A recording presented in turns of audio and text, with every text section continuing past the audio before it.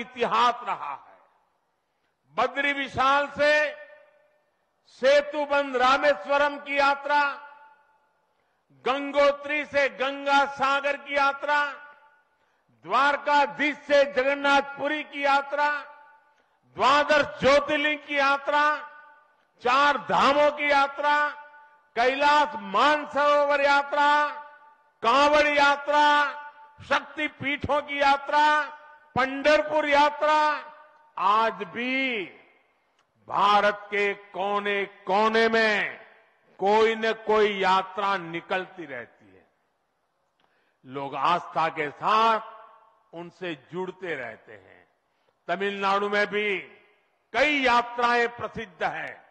शिवस्थल पाद यात्रिरई, मुरुगनंकु कावड़ी यात्रिरई, वैष्णव तिरुपति यात्रिरई, अस्मन तिरुत्तल यात्रिरई, केरला में सबरीमाला यात्रा हो, आंध्र तेलंगाना में मेदाराम में समक्का और सरक्का की यात्रा हो, नागोबा यात्रा, इनमें लाखों की संख्या में श्रद्धालु जुड़ते हैं।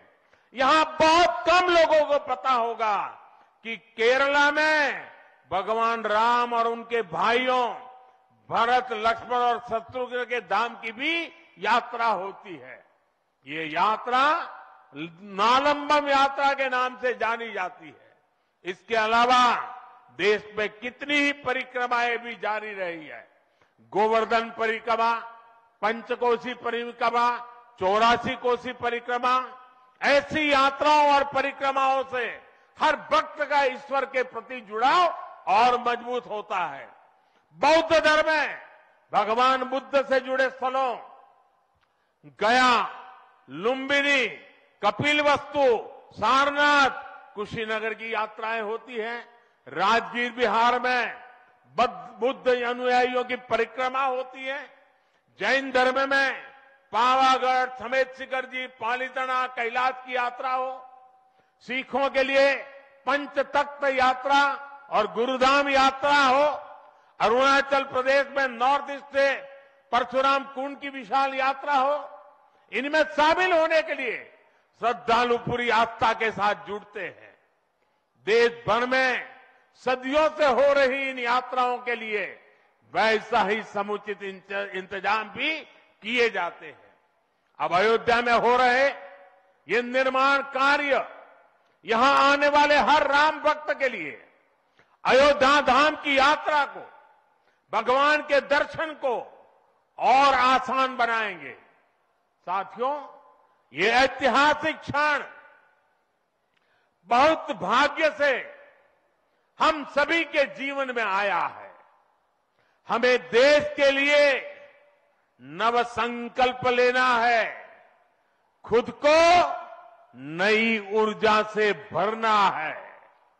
इसके लिए 22 जनवरी को आप सभी अपने घरों में, मैं पूरे देश के 140 करोड़ देशवासियों को अयोध्या की इस पवित्र भूमि से प्रार्थना कर रहा हूं। अयोध्या की प्रभु राम की नगरी से प्रार्थना कर रहा हूं। मैं 140 करोड़ देशवासियों को हाथ जोड़ करके प्रार्थना कर रहा हूं कि आप 22 जनवरी को जब अयोध्या में प्रभु राम विराजमान हो, अपने घरों में भी श्री राम ज्योति जलाएं, दीपावली मनाएं। 22 जनवरी की शाम पूरे हिंदुस्तान में जगमग जगमग होनी चाहिए। लेकिन साथ ही मेरे सभी देशवासियों से एक करबद्ध प्रार्थना और भी है। हर किसी की इच्छा है कि 22 जनवरी को होने वाले आयोजन का साक्षी बनने के लिए वो स्वयं अयोध्या आए। लेकिन आप भी जानते हैं कि हर किसी का आना संभव नहीं है। अयोध्या में सबका पहुंचना बहुत मुश्किल है। और इसलिए सभी राम भक्तों को, देश भर के राम भक्तों को, उत्तर प्रदेश के विशेष करके राम भक्तों को मेरा हाथ जोड़ करके प्रणाम के साथ प्रार्थना है, मेरा आग्रह है कि 22 जनवरी को एक बार विधि पूर्वक कार्यक्रम हो जाने के बाद 23 तारीख के बाद अपनी सुविधा के अनुसार वो अयोध्या आए। अयोध्या आने का मन 22 तारीख को न बनाए। प्रभु राम जी को तकलीफ हो ऐसा हम भक्त कभी कर नहीं सकते हैं। प्रभु राम जी पधार रहे हैं तो हम भी कुछ दिन इंतजार करें। 550 साल इंतजार किया है, कुछ दिन और इंतजार कीजिए।